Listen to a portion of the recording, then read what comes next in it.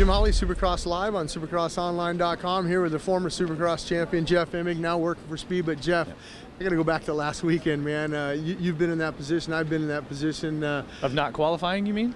Yeah, and early in our careers, man, we've been in that position, but not at the top level. I mean, it's got to be a hard pill to swallow for a Villapoto and a Blake Baggett.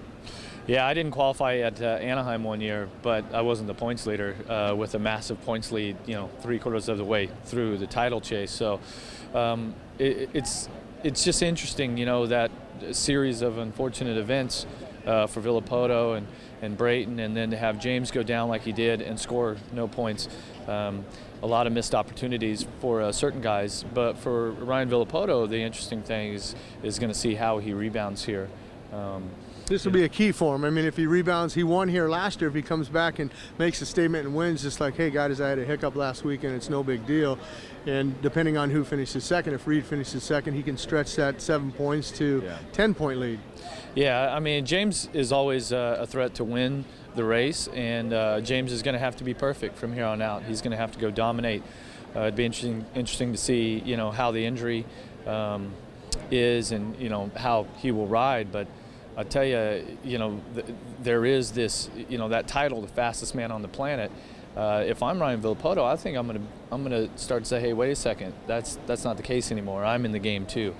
Well, and I think a lot of guys are in the game. I mean, you look at other guys. Trey Kennard wins a couple of his rookie season. Chad Reed's right there in the hunt. And I mean, who would have thought that Chad Reed would have been coming to Toronto only 7 points out of that championship? Well, I think Chad would. I just spoke with him just a couple of minutes ago, and you know, when you look at the riders that are in the title chase here and mental toughness and all this, you definitely have to put Chad, you know, at the top of that list. He's only won one race this year. Speed is an issue, you know, throughout qualifying and everything. He seems to step it up for the main event each and every night. You know, let's not forget he's got 39 main event wins. Okay, so he knows how to get it done. Interesting thing is going to be Villapoto. Let's see how he rebounds from that devastating weekend. And we can't forget that he won 3 races in a row leading into that. So he's going to have to, he's really going to have to step up here with 6 to go. And I do believe that the riders, somebody's going to have to win 2 or 3 of these things to win the title. All right, we heard it from Jeff Emig. You know, I want you guys to step up. I want you to check out Jeff and Ralph and also the lovely Aaron Bates on the Speed coverage.